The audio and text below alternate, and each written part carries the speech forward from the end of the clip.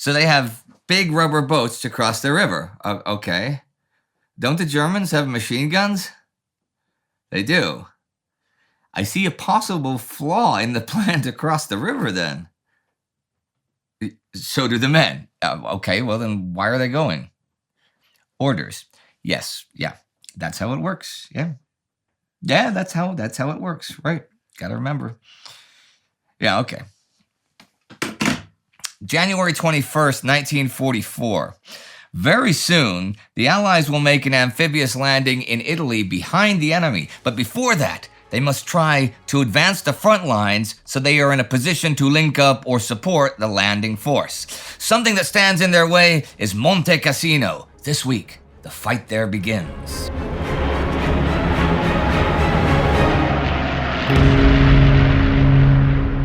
I'm Indy Neidell. This is World War II.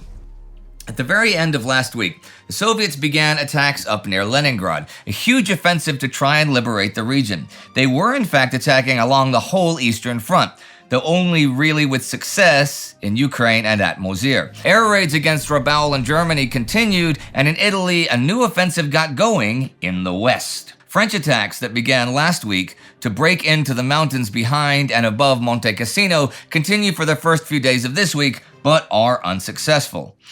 On the 15th, U.S. Second Corps takes Monte Trocchio, the last thing they must take before the Rapido River Valley and Monte Cassino. Fifth Army is now at the Gustav Line all along its front, but they cannot rest. They need to attack to draw in enemy reserves ahead of next week's Anzio landings. On the 17th, the Battle of Monte Cassino begins as British 10th Corps attacks along the Garigliano River. This is the 5th and 56th Divisions crossing and the German 94th Infantry defending. The Allied effort here was intended primarily as a diversion, but the British attack was so successful and the bridgehead the troops established so threatening that Kesselring felt the fate of the German right wing hung by a slender thread. Knowing the weakness of the 94th Division, he played what one of his subordinates called his trump card. Kesselring pulled in his only strategic reserves, 2 divisions from the Rome-Anzio area, to clear up the mess.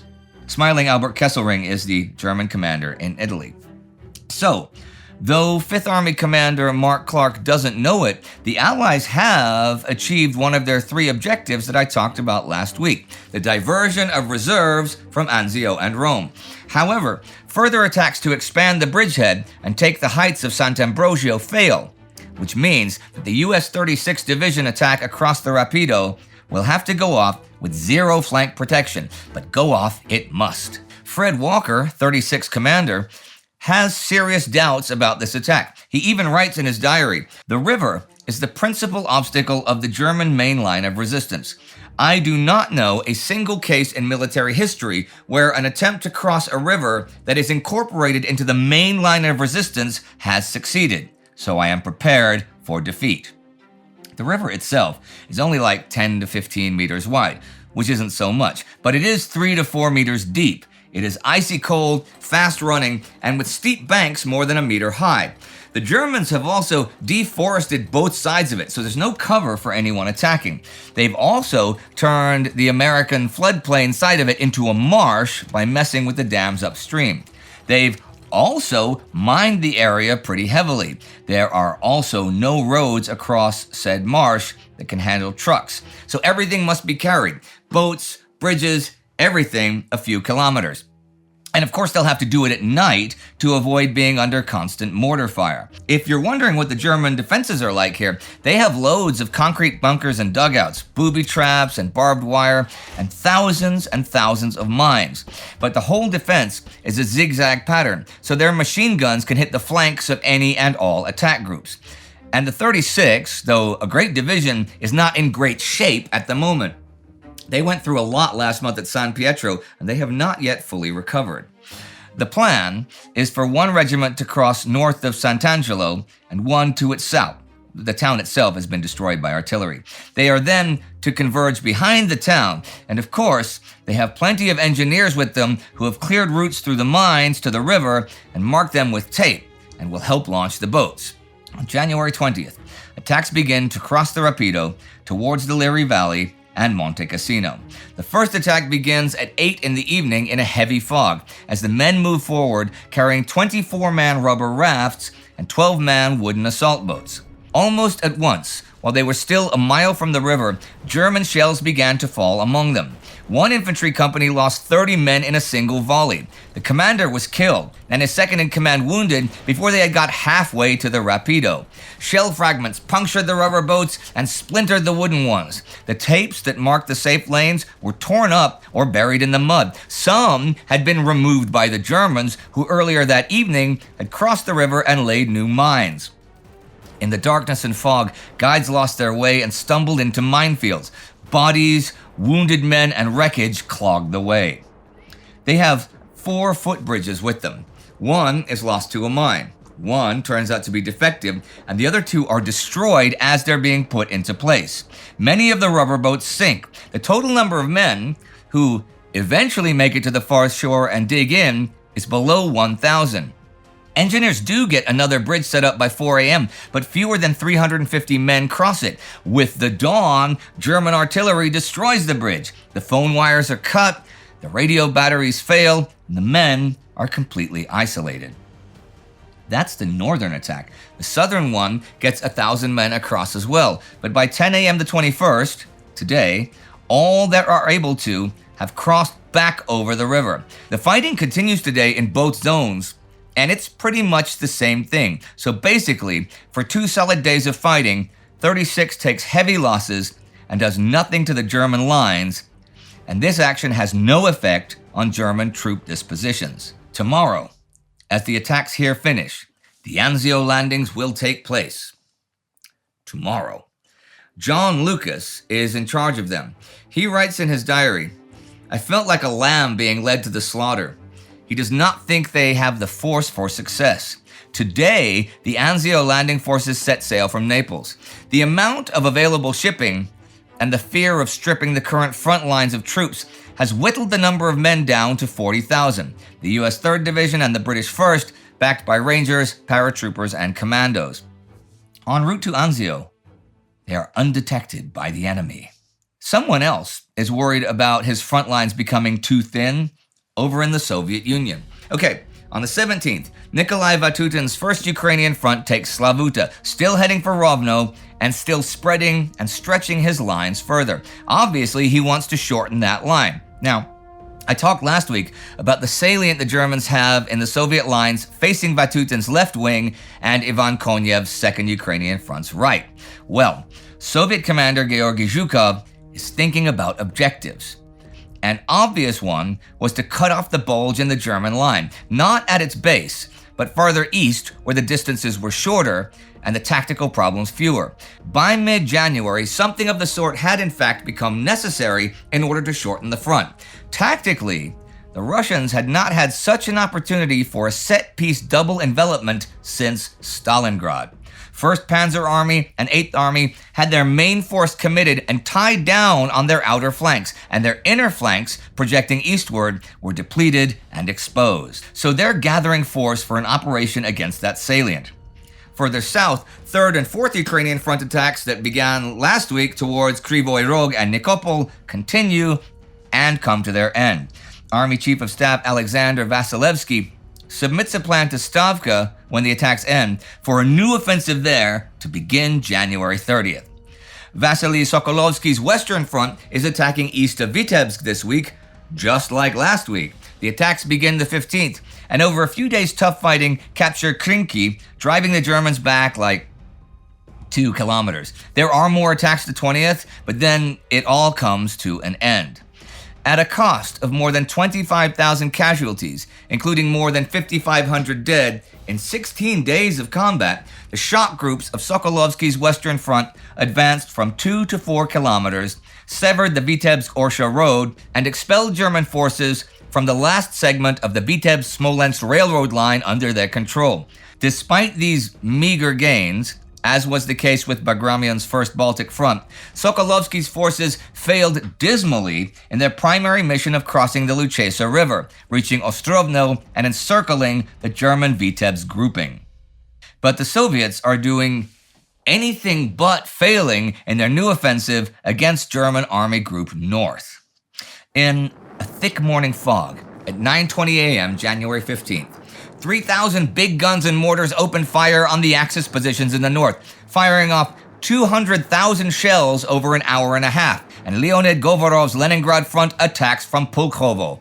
This is the follow-up to the Volkhov front attacks that began yesterday.